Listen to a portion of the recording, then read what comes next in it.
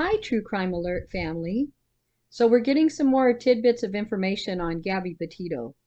All we can do is put these together like breadcrumbs and hopefully we will bring her home.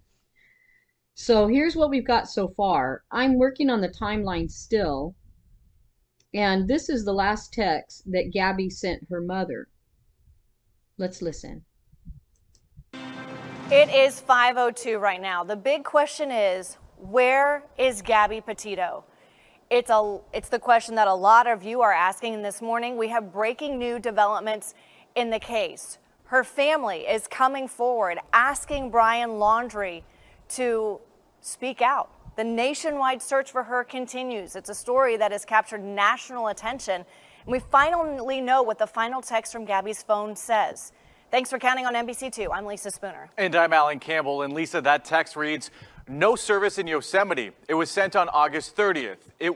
Okay, you guys, remember this date, August 30th. And the text said, "No service in Yosemite," indicating they were in Yosemite. I don't think Gabby was in Yosemite at all on this date. So let's remember this date because it's going to come in later when I play the hitchhiker story. It was the last time Gabby's mother heard from her before she was reported missing on September 11th. Gabby's mom has doubts that this text was actually sent from her daughter. So let's take a closer look at this timeline together. So that text was sent August 30th from Yosemite National Park, right? Well, just 2 days later, September 1st, her fiance, Brian Laundrie, returned to Northport. So that drive is more than 60 hours. So if Gabby was the one who sent that final text from Yosemite, it's impossible that Brian was with her. He wasn't with her. Okay, he wasn't with her. Something's wrong with this timeline. It's definitely off. But she could not have been in Yosemite National Park and sent that text. I'm almost sure that text came from Brian. Her mother doesn't even believe it. So let's see where we go with this, guys. And this morning, Laundrie is remaining silent. He's the last one that saw Gabby. Now police are pleading with him to speak up.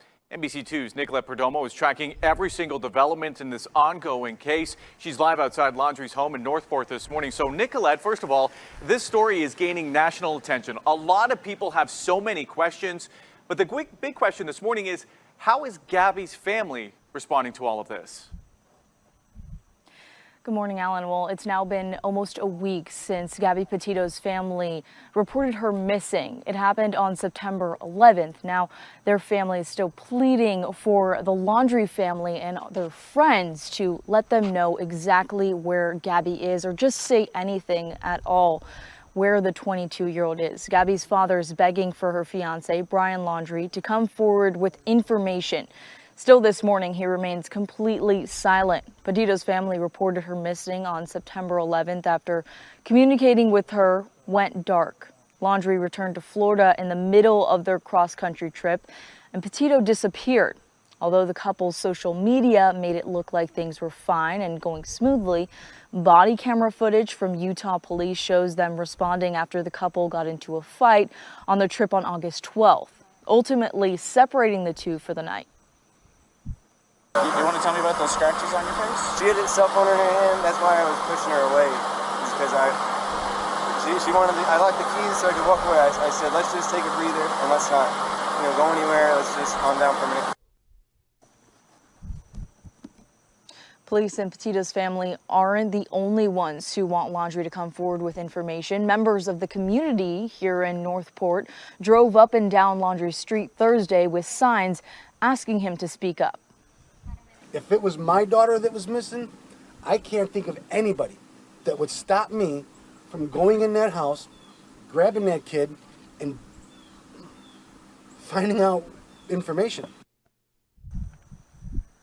Now, investigators are searching through phone records. They're also searching through the van that was found here at the Laundrie family's home just a week ago. They have fully processed that van. Of course, if there are any developments and if we learn anything about what's inside of that van, if they have any developments at all, we'll let you know right here on NBC2 as we follow this case throughout the week. I'm in Northport. Nicolette Perdomo, NBC2. All right, thanks, Nicolette. Meantime, there's another possible twist in this investigation.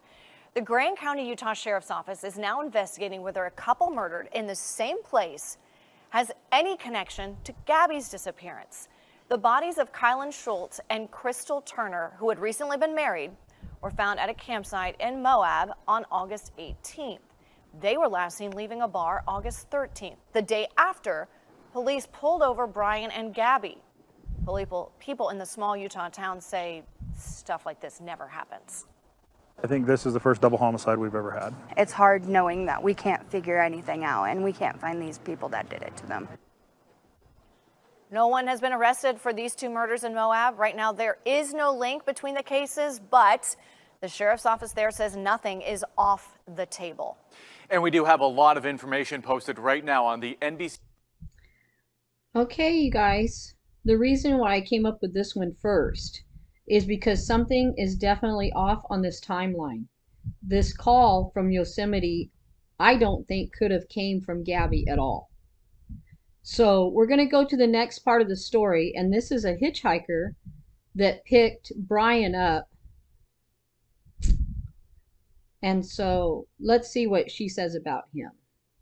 Okay, you guys remember the date on the last video for the last text. This is the second part. This woman and her boyfriend picked up Brian on August 29th. Yeah, so those dates are not right. His last text date is not right. So let's see what she says. I mean, Gabby's last text to her mom and then this date aren't adding up. Let's see what she says. Hi, my name is Miranda Baker, and on August 29th, my boyfriend and I picked up Brian at Grand Teton National Park at 5:30 at night at Coulter Bay.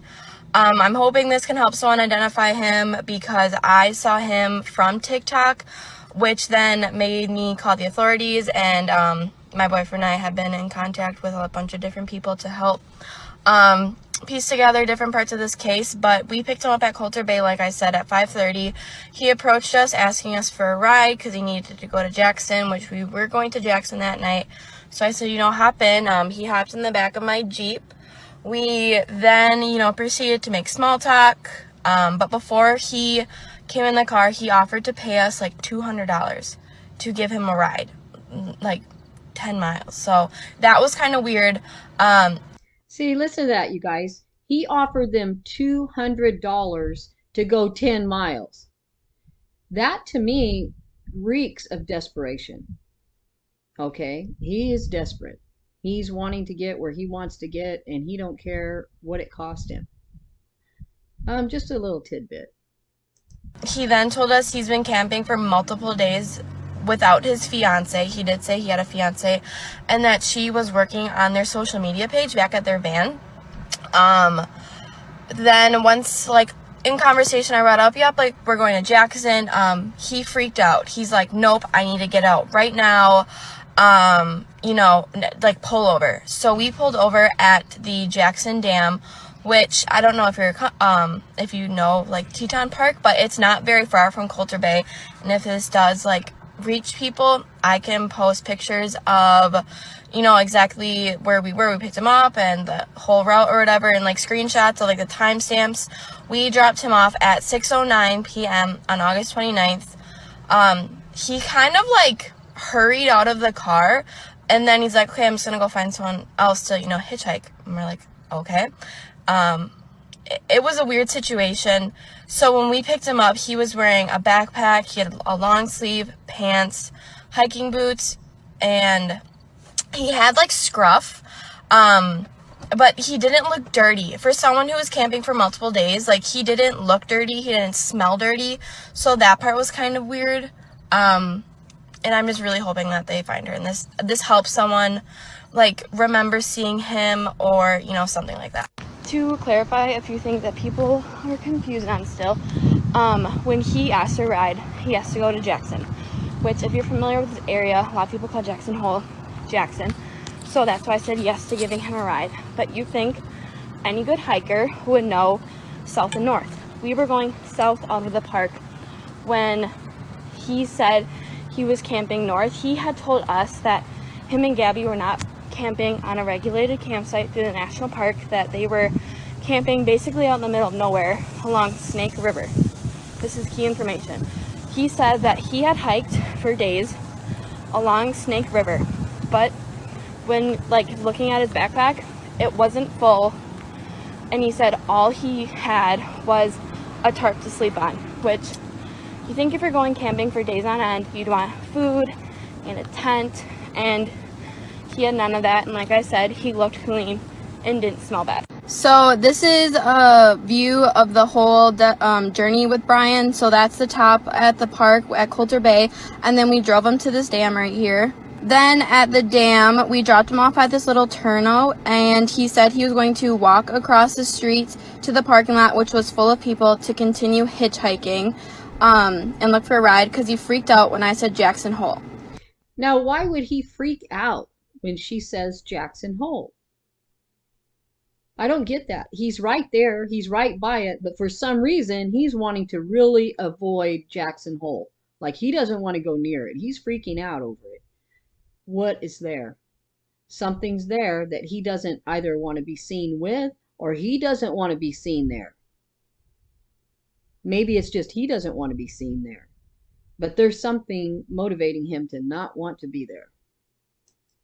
He said we needed to pull over, even though Jackson and Jackson Hole are the same thing. It's the same town itself. This is the text I sent to my mom at 6:09, right when he got out of the car, saying I was okay because she was freaking out. This is at the park, or at the pickup location, and we were taking a shower. We then walked across, and our car was parked on the left side of the picture, and he talked to us like right in the middle. And he was talking to my boyfriend the entire time, but like I was the one actually talking, and he was like not frantic, and he was very nice, very polite to us.